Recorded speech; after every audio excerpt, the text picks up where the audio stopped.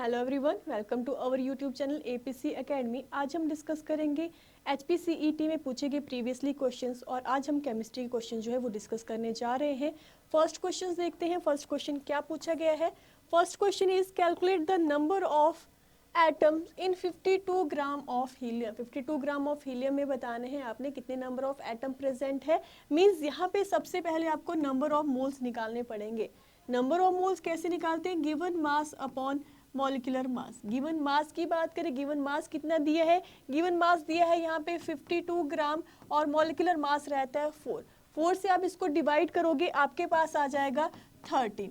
तो यहाँ पे आपके पास क्या आ गया? नंबर ऑफ मोल जो आगे वो 13 आ गए। अब आपको ये भी पता है एक मोल में जो है वो कितने नंबर ऑफ एटम रहते हैं। तो एक मोल में 6.022 इंटू 10 की पावर 23 एटम रहते हैं।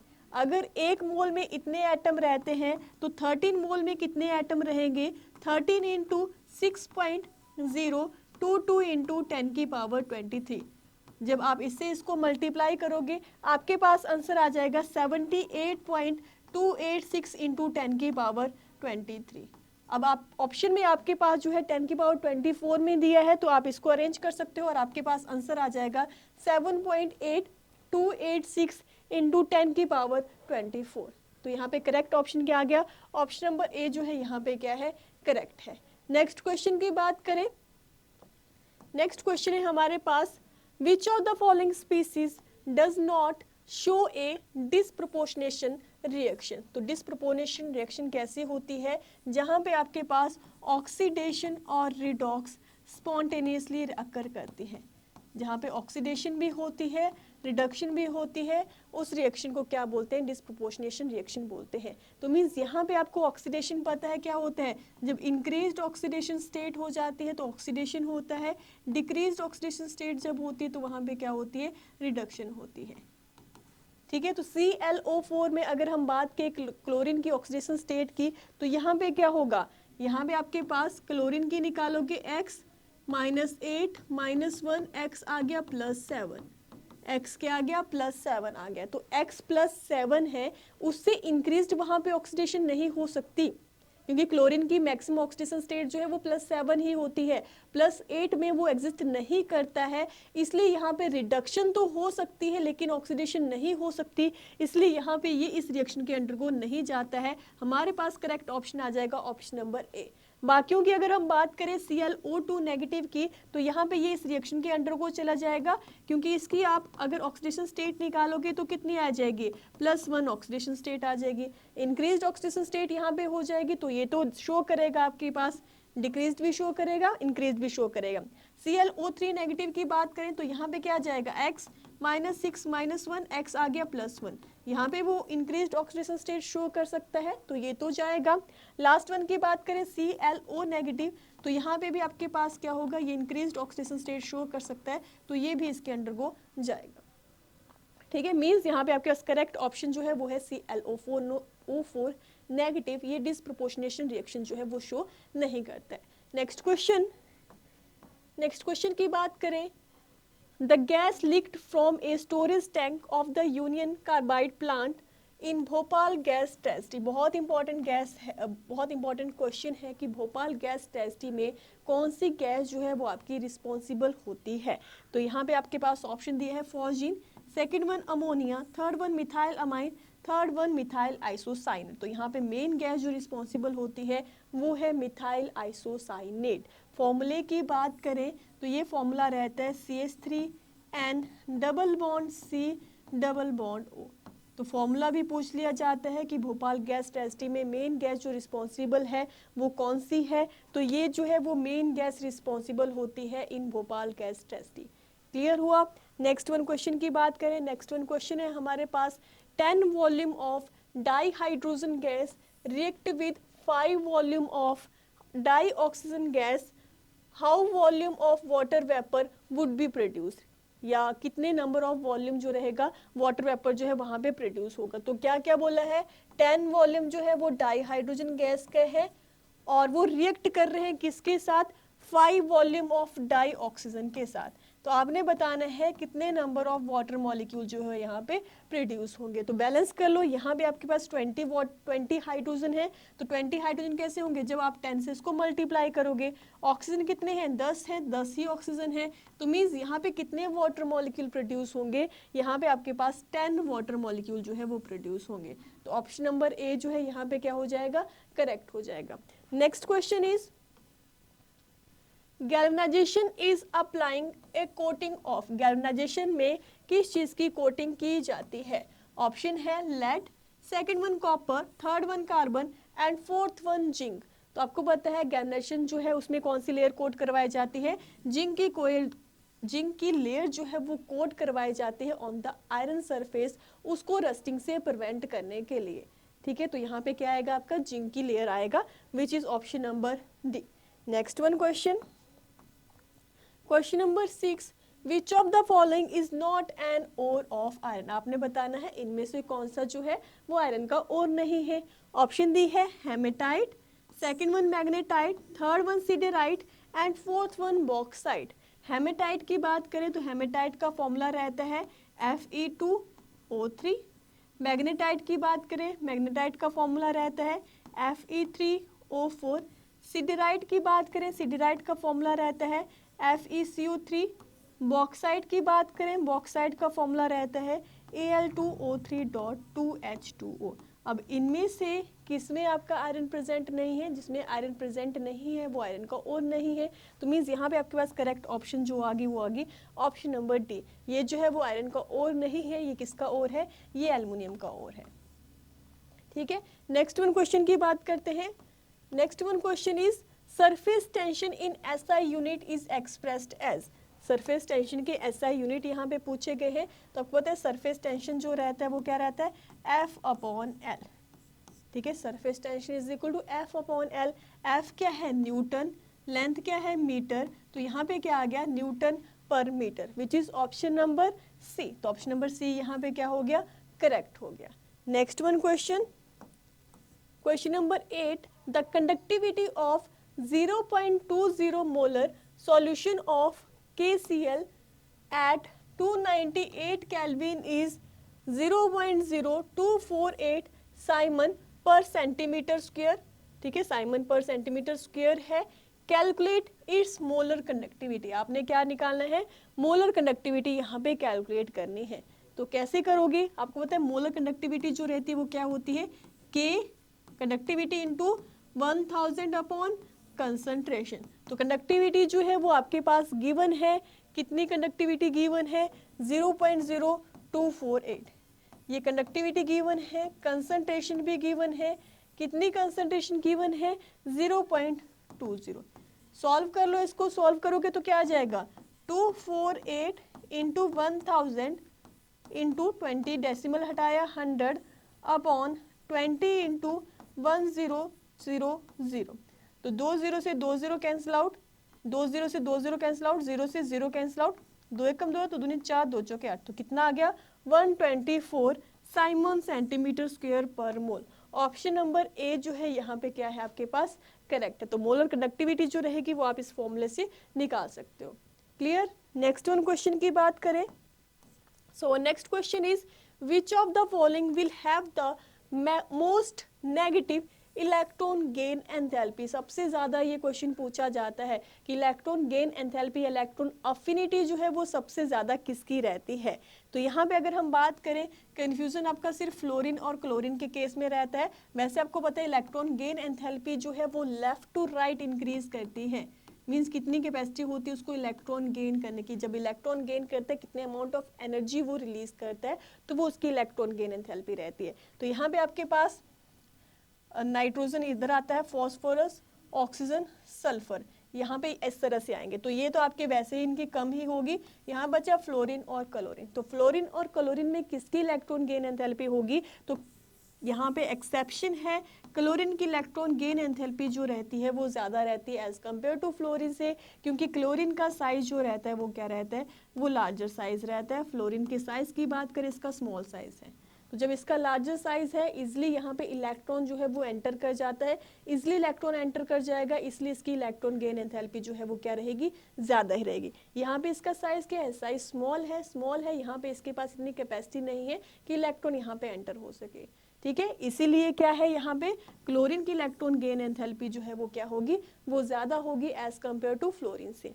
Next one question is question number 10, root mean square speed, average speed and most probable speed have the following relationship. आपके पास दिया है URMS, U average and UMP, क्या रिलेशन इनके बीच में होता है। अगर हम बात करें URMS की तो URMS रहता है आपका √3RT/m।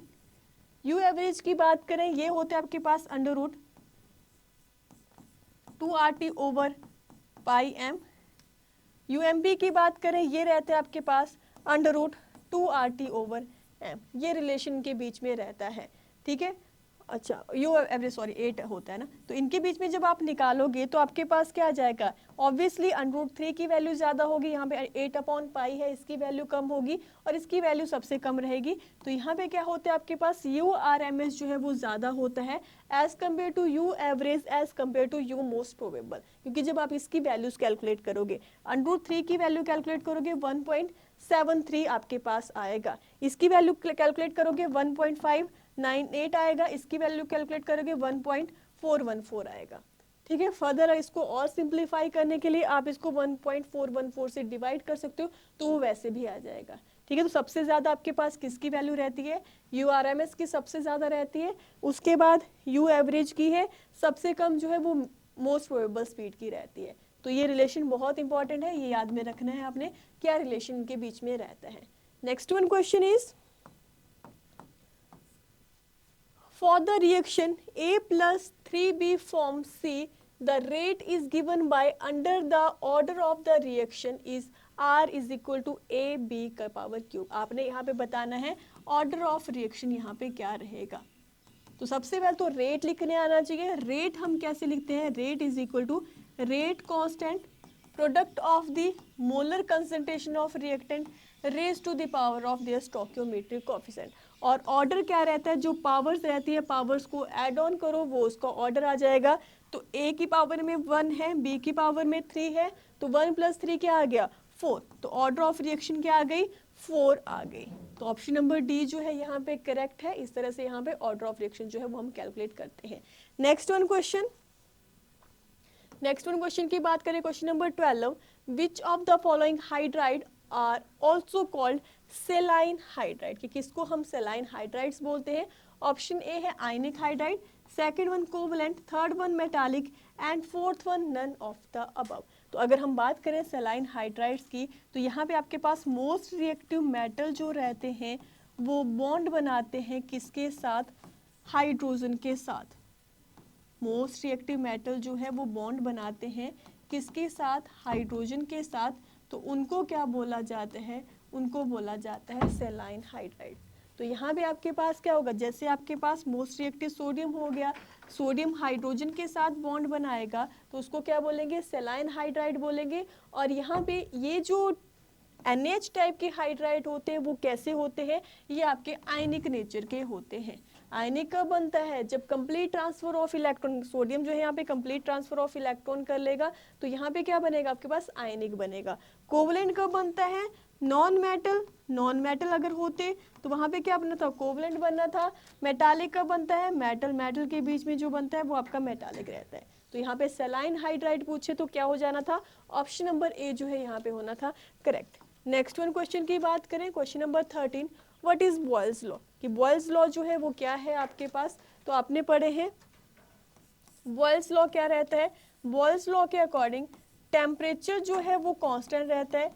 जब टेम्परेचर कांस्टेंट है उस केस में वॉल्यूम जो है वो इनवर्सली प्रोपोर्शनल होता है प्रेशर के, ठीक है। At constant temperature volume is inversely proportional to pressure. तो यहाँ पे आपके पास कौन सी स्टेटमेंट आ गई, फर्स्ट वन स्टेटमेंट बिल्कुल करेक्ट है कि जब आपके पास टेम्परेचर और नंबर ऑफ मोल जो है वो कांस्टेंट है उस केस में वॉल्यूम जो है वो प्रेशर के क्या रहेगा, इनवर्सली प्रोपोर्शनल रहेगा। अगर और स्टेटमेंट्स की बात करें यहाँ पे तो सेकेंड वन स्टेटमेंट है at constant pressure and an volume is directly proportional to temperature. तो volume is directly proportional to temperature, ये वाली कंडीशन जो रहती है वो किसके अकॉर्डिंग है? Charles law.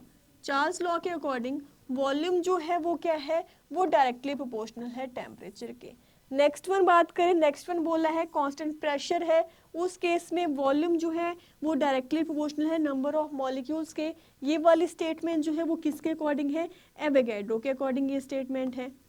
And last one है कि वॉल्यूम जो है वो डायरेक्टली प्रोपोर्शनल होता है प्रेशर के, और कौन सी वाली कंडीशन में? जब आपके पास कांस्टेंट जो है वो टेम्परेचर है। जब कांस्टेंट टेम्परेचर है उस केस में, अच्छा कांस्टेंट टेम्परेचर तो नहीं होता है, यहाँ पे आपके पास कांस्टेंट प्रेशर था, यहाँ पे कांस्टेंट आपके पास टेम्परेचर यहाँ पे है। अच्छा ये वाली स्टेटमेंट तो आपकी इनकरेक्ट ही है, ठीक है, इसके अकॉर्डिंग आपके पास कुछ भी नहीं होता है, ये वाले इनकरेक्ट है, ठीक है, ये वाले इनकरेक्ट है। आपके पास यहाँ पे यही स्टेटमेंट करेक्ट है कि वॉल्यूम जो है इनवर्सली प्रोपोर्शनल होता है प्रेशर के कांस्टेंट टेम्परेचर के, ठीक है। अगर यहाँ पे आपके पास कांस्टेंट वॉल्यूम होता तब, और यहाँ पे टेम्परेचर होता, तो वो जो है वो स्टेटमेंट किसके अकॉर्डिंग थी? वो आपकी स्टेटमेंट थी गे-लुजैक्स के अकॉर्डिंग, ठीक है। अगर आपके पास ये स्टेटमेंट होती कि यहाँ पे दिया होता कि कांस्टेंट वॉल्यूम है और एन है और टेम्परेचर जो है वो डायरेक्टली प्रोपोर्शनल है प्रेशर के, वो स्टेटमेंट जो है वो किसकी है? वो गे-लुजैक्स की है। क्लियर हुआ? तो स्टेटमेंट बेस्ड जो है वो गैसिल लॉ से क्वेश्चन पूछे जाते, तो आपने ध्यान में रखना है किसने कौन सी स्टेटमेंट बोली थी। क्लियर? नेक्स्ट वन क्वेश्चन की बात करें, next one question is question number 14, rate of फिजिजॉर्प्शन increases with, ठीक है, जिसको हम फिजिकल एड्सॉर्प्शन भी बोलते हैं, केमिकल एड्सॉर्प्शन भी बोलते हैं। फिजिकल एड्सॉर्प्शन में वॉन डेर वाल फोर्सेज होती है जो कि बहुत वीक फोर्सेज होती हैं, और केमिकल एड्सॉर्प्शन की बात करें तो उसमें आपके पास स्ट्रॉन्ग केमिकल बॉन्ड होते हैं। तो फिजिजॉर्प्शन जो है वो हमेशा ही इंक्रीज करती है। कैसे इंक्रीज करेगी? जब हम वहाँ पे टेम्परेचर जो है वो क्या करेंगे? डिक्रीज करेंगे, ठीक है। जब टेम्परेचर डिक्रीज होगा तो फिजिजॉर्प्शन जो है उस केस में क्या करेगा? इंक्रीज करेगा। तो ये चीज़ आपने ध्यान में रखनी है। Next one question, question number 15, atomic number of lanthanum. Lanthanum का एटॉमिक नंबर आपने बताना है क्या होता है। तो यहाँ पे अगर हम बात करें 57, ठीक है, 57 जो है वो लैंथेनम का है। 58 की बात करें, 58 जो है वो आपके पास किसका रहता है? सीरियम का रहता है। 47 की बात करें, 47 जो है वो सिल्वर का रहता है। और 48 की बात करें तो कैडमियम जो रहता है वो आपका 48 रहता है। तो जब पीरियोडिक टेबल पढ़ोगे तब आपको वहाँ से क्लियर हो जाएगा।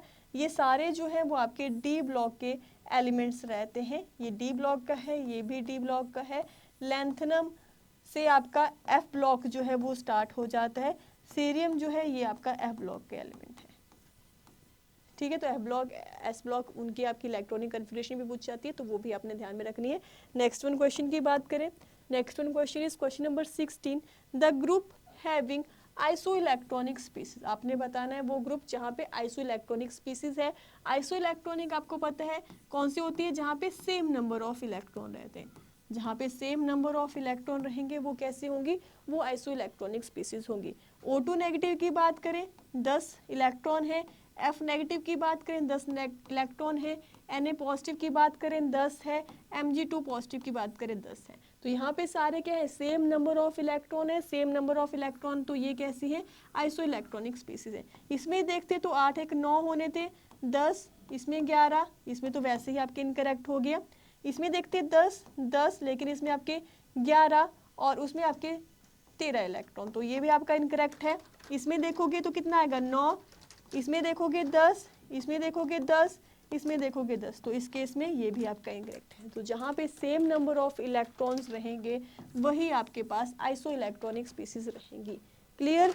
Next one question is question number 17, the number of pi bond in पर ऑक्सी डाई सल्फ्यूरिक एसिड। तो पर ऑक्सी डाई सल्फ्यूरिक एसिड के अगर फॉर्मूले की बात करें तो फॉर्मूला रहता है H2S2O8। Another name marshals acid भी इसको बोला जाता है, marshals acid.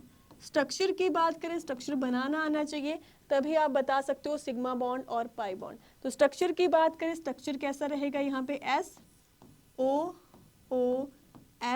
Double bond O, double bond O, OH, double bond O, OH, double bond O। तो आप देख लो S2 है, O कितने हैं 8, 1 2 3 4 5 6 7 8, 8 और हाइड्रोजन कितने हैं 2 ही हाइड्रोजन हैं। तो इस तरह से पूछा था ये मोनोबेसिक है, डाई बेसिक है, ट्राई बेसिक है, कैसा है।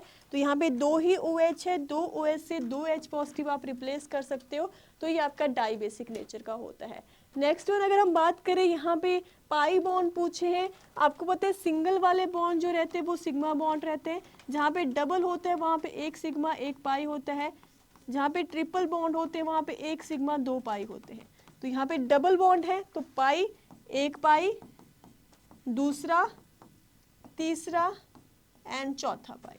तो यहाँ पे कितने पाई हो गए आपके पास हो गए 4 पाई। तो यहाँ पे ऑप्शन नंबर ए जो है यहाँ पे क्या है करेक्ट है। सिग्मा वाले होते तो सिग्मा कितने होने थे 1 2 3 4 5 6 7 8 9, सिग्मा होते तो सिग्मा यहाँ पे 9 सिग्मा होने थे। पाई पूछे तो यहाँ पे कितने हैं 4 पाई बॉन्ड है। क्लियर। तो मार्शल एसिड रहते हैं। एक आपका कैरो एसिड भी होता है H2SO5। अगर इसमें पूछते आपसे नंबर ऑफ पाई बॉन्ड तो कितने आते हैं S double bond O, S double bond O, OH, O, OH, इस तरह से रहता है। तो यहाँ पे आपके पास एक पाई ये, एक पाई ये, तो इसमें आने थे 2 पाई। ठीक है। अगर कैरोज एसिड में पूछते तो 2 पाई, मार्शल एसिड में पूछा था, परऑक्सीड डाई सल्फ्यूरिक एसिड में पूछा था तो यहाँ पे आपके पास कितने हैं 4 पाई बॉन्ड है। क्लियर। नेक्स्ट वन क्वेश्चन की बात करते हैं। Next question is question number 18, the noble gas which is most difficult to liquefy. कौन सी नोबल गैस ऐसी है जिसको डिफिकल्ट होता है लिक्विफाई करना। ऑप्शन ए है helium, second one neon, third one xenon and fourth one organ. सारे के सारे आपकी नोबल गैसेज ही हैं, लेकिन अगर हम बात करें यहाँ पे हीलियम की तो हीलियम को टफ होता है लिक्विफाई करना, क्योंकि हीलियम के पास एक ही शेल है और उसी शेल में आपके पास 2 इलेक्ट्रॉन है। तो 2 इलेक्ट्रॉन है, पूरा ये फुली फिल्ड है, तो अगर इसको लिक्विफाई करना होगा तो सबसे टफ रहेगा इसको लिक्विफाई करना। क्लियर। तो यहाँ पे ऑप्शन नंबर ए जो है वो क्या आ जाएगा करेक्ट आ जाएगा। नेक्स्ट वन क्वेश्चन की बात करें, CH3MgI is an organometallic compound due to, कि CH3MgI जो है वो ऑर्गेनोमेटालिक कंपाउंड है किस वजह से। तो आपको पता है इसको जो है वो हम क्या बोलते हैं, इसको बोलते हैं ग्रिग्नार्ड रिएजेंट, ग्रिग्नार्ड रिएजेंट है ना, जिसका जनरल फॉर्मूला रहता है RMgX। ऑर्गेनोमेटालिक क्यों बोलते हैं, क्योंकि R के साथ यहाँ पे क्या होता है डायरेक्टली मेटल अटैच होता है। ठीक है, यहाँ पे क्या है R के साथ डायरेक्टली मेटल अटैच होता है, इसलिए इसको ऑर्गेनोमेटालिक कंपाउंड बोला जाता है। तो यहाँ पे आपके पास क्या हो गया ऑप्शन नंबर ए जो है वो बिल्कुल करेक्ट है। कार्बन और मैग्नीशियम के बीच के बॉन्ड को क्या बोलते हैं ऑर्गेनोमेटालिक कंपाउंड जो है वो बोला जाता है। क्लियर। नेक्स्ट वन क्वेश्चन की बात करें, question number 20 last one, fire extinguisher contain sulphuric acid and which one of the following. ठीक है, जहाँ पे आपका सोडा एसिड फायर एक्सटिंग्विशर करके जिसको बोला जाता है उसमें क्या क्या कंपोजिशन रहती है। तो सोडा एसिड फायर एक्सटिंग्विशर की बात करें, इसमें आपके पास रहता है एक तो आपके पास सल्फ्यूरिक एसिड रहता है, सल्फ्यूरिक एसिड के साथ यहाँ पे बेकिंग सोडा होता है NaHCO3। ठीक है, सल्फ्यूरिक एसिड के साथ क्या रहता है यहाँ पे बेकिंग सोडा रहता है, इसका यूज़ किया जाता है फायर एक्सटिंग्विशर में। ठीक है, क्लियर हुआ। तो ये थे क्वेश्चंस आज के, बाकी हम डिस्कस करेंगे नेक्स्ट पार्ट में, सेकंड वन पार्ट में। अगर आपको हमारी वीडियो अच्छी लगे तो प्लीज़ लाइक शेयर और सब्सक्राइब ज़रूर करें। Thank you.